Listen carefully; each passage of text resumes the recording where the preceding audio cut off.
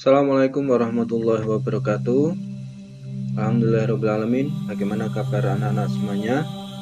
Semoga dalam lindungan Allah Subhanahu wa Ta'ala.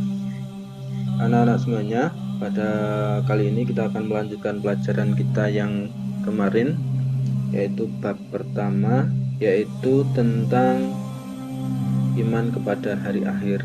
Namun sebelum kita lanjutkan, silahkan pause video ini terlebih dahulu untuk berdoa sejenak. Semoga kita difahamkan dalam belajar hari ini. Nah, anak-anak semuanya, sudah kita ketahui bahwasanya hari akhir atau hari kiamat itu pasti akan datang. Sebagai seorang mukmin, kita wajib percaya akan hal itu. Nah, kalau kemarin sudah membahas tentang tahapan-tahapan atau peristiwa sebelum hari akhir, hari ini kita akan membahas tentang tahapan peristiwa setelah hari akhir. Tahapan peristiwa setelah hari akhir, yang pertama ada alam barzah. Alam barzah itu sama dengan alam kubur. Dan janganlah kamu mengatakan orang-orang yang terbunuh di jalan Allah itu telah mati. Sebenarnya mereka hidup, tetapi kamu tidak menyadarinya. Quran Surat Al-Baqarah ayat 154. Jadi ketika orang telah meninggal, berada di alam barzah atau alam kubur, menanti sampai datangnya hari kiamat. Kedua, hari kebangkitan. Setelah manusia di dalam kubur, kemudian malaikat Israfil meniupkan sangkakala yang kedua, maka saat itulah manusia yang sudah dikubur sejak Nabi Adam sampai manusia terakhir yang mati, maka semuanya akan bangun. Itu namanya hari kebangkitan.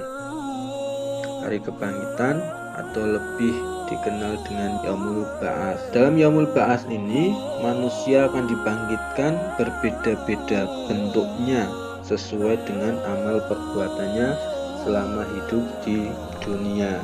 Kemudian yang selanjutnya yaitu hari pengumpulan. Setelah manusia dibangkitkan, kemudian digiring ke suatu tempat yang bernama Padang Mahsyar. Di dalam Padang Mahsyar ini, manusia dikumpulkan semuanya untuk menanti pengadilan dari Allah. Di dalam surat Az-Zumar ayat 69, wa asyraqatil ardu binuri rabbiha wa wudi'al kitab wa ji'a bin nabiyina wa syuhada'i wa qudiya bainahum bil haqqi wa hum la yuzlamun. Dan bumi padang mahsyar menjadi terang benderang dengan cahaya keadilan Tuhannya, dan buku-buku perhitungan perbuatan mereka diberikan kepada masing-masing. Nabi-nabi dan saksi-saksi pun dihadirkan, lalu diberikan keputusan di antara mereka secara adil, sedang mereka tidak dirugikan. Surat Az-Zumar ayat 69. Nah, selanjutnya yaitu hari penimbangan amal. Hari penimbangan amal yaitu Yaumul Mizan. Sedangkan hari perhitungan disebut Yaumul Hisab. Manusia akan ditimbang semua amalnya. Tidak ada perbuatan sekecil apapun yang tidak dihitung. Semuanya akan dihitung oleh Allah Subhanahu wa Ta'ala.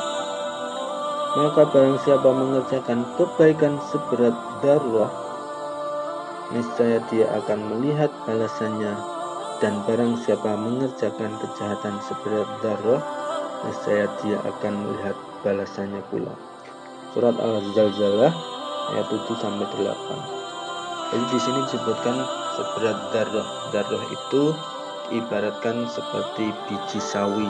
Jadi sekecil apapun perbuatan kita pasti akan dihitung, pasti akan dihisab oleh Allah Subhanahu wa Ta'ala. Kemudian yang selanjutnya yaitu surga dan neraka. Sebelum manusia masuk ke dalam surga, manusia akan melewati yang namanya sirat. Sirat itu adalah jembatan. Jadi manusia yang amalnya baik pasti akan bisa melewati Shiratal Mustaqim dengan lancar, tidak ada halangan, dan dengan kecepatan penuh seperti jet. Tetapi bagi mereka yang tidak melaksanakan perintah Allah dan justru melaksanakan larangan-larangan Allah, maka dia tidak akan bisa melewati sirat ini dengan baik, sehingga dia akan terjatuh, akan tergelincir ke dalam neraka. Sedangkan yang bisa melewati pasti akan masuk surganya Allah Subhanahu wa Ta'ala. Itulah peristiwa setelah hari akhir. Mau tidak mau, kita sebagai orang yang beriman, kita wajib percaya akan adanya hal tersebut.